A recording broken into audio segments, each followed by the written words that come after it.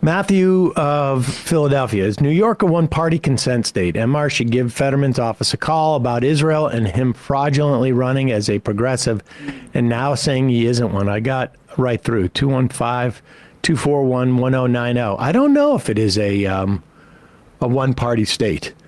I don't think it is. But... well, so I mean, it's insane that he's saying the quote, "I am not a progressive." EC, who used to work for Ilhan Omar's campaign, just did a whole thread of like, I mean, how many times he referred to himself as a progressive. This is a different one than I was referring to, but he might have quote tweeted himself here. Like, just the amount of times he called himself a progressive as he ran. He's just lying. A progressive. Go next one. These are all his ads. Comparing himself to Bernie. Keep going. Retweet if you're standing with these progressive champions. Progressive champions.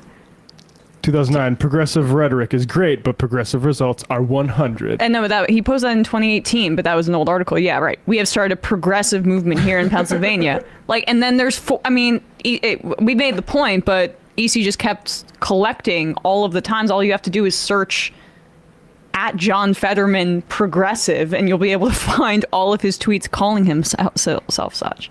It really is. It's bizarre. Yeah.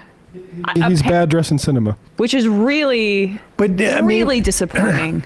Outside of his Israel policy, has his policy, do you think, changed, or is he just trying to brand himself? I think the border stuff recently is like, okay, because like when he was running, he's like, was he married to someone who was undocumented, and I'm super like concerned about that sort of stuff. And now it's, we gotta actually like talk to Republicans about this. What's also disturbing about it, it feels like, is that he's 5 years out from an election. I mean, this isn't like him tacking in, for...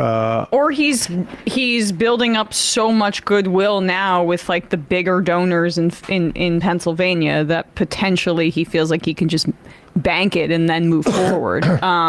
But I find the calculation to be bizarre. I don't understand why you would get elected with the wind at your back of like a young movement and the future of the party being tied to you, and then make this incredible pivot so aggressively. It's one thing, again, for him to be so aggressively pro-Israel, but to eschew the progressive label at this point, at least it's clarifying. Now that he's in power, now that he duped everybody. And I guess we can color that incident where he, chased a black man down the street with a gun a little bit differently now. I certainly do. I feel ashamed that I fell for his rhetoric.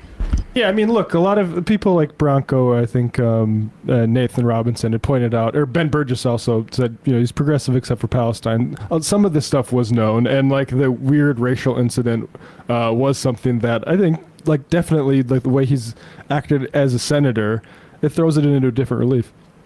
Well, left is lawn guy land says John Fetterman's body double is going wild.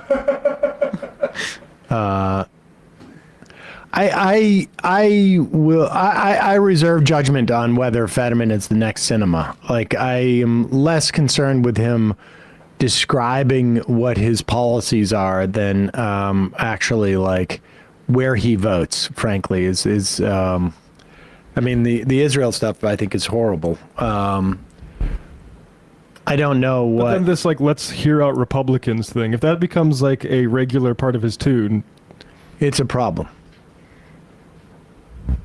And it's not like he was quoted offhandedly. He did an interview specifically with Sahil Kapoor of NBC News in order to make it known that this is his position. Yeah. Quote. I mean, the title is "Fetterman breaks with the left, showing a maverick side." Oh God. So, to Matt's point about cinema, we'll need more data, obviously, but I don't think that that's a crazy thing to say that that's how he's pivoting to. It seems like that's how he wants to brand himself now.